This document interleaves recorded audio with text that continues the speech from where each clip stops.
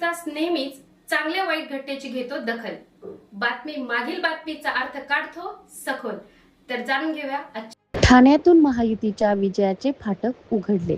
रवींद्र फाटक बिनविरोध 17 पैकी 17 जागा जिंकणार, उपमुख्यमंत्री शिंदे यांचा दावा.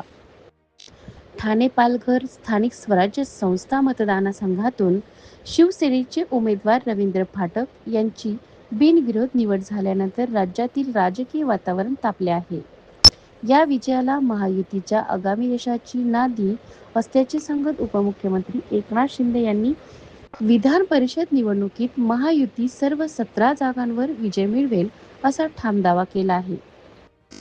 निवडणूक निर्णय अधिकारी तथा जिल्हाधिकारी डॉक्टर श्रीकृष्ण पांचाळ यांच्या हस्ते रवींद्र फाटक यांना बिनविरोध निवडीचे प्रमाणपत्र प्रदान करण्यात आले.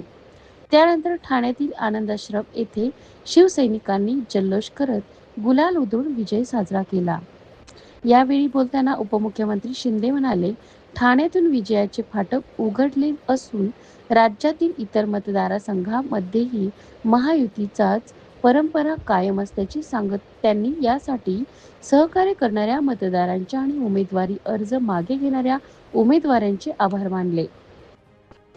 महाविकास आघाडीवर निशाणा साधताना शिंदे यांनी विरोधकांमध्ये समन्वयाचा अभाव असल्याचा आरोप केला.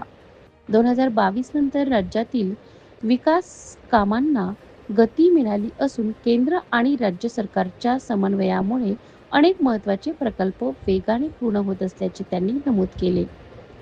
शेतकरी कर्जमाफीच्या अंमलबजावणीसह विकास कामांना प्राधान्य देणारे सरकार म्हणून महायुतीची भूमिका त्यांनी अधोरेखित केली.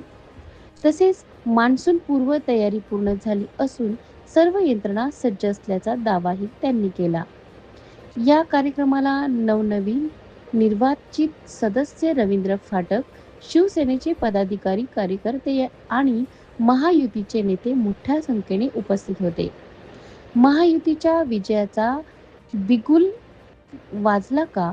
विरोधकांसाठी धोक्याची घंटा? तुमचे मत कमेंटमध्ये नक्की सांगा.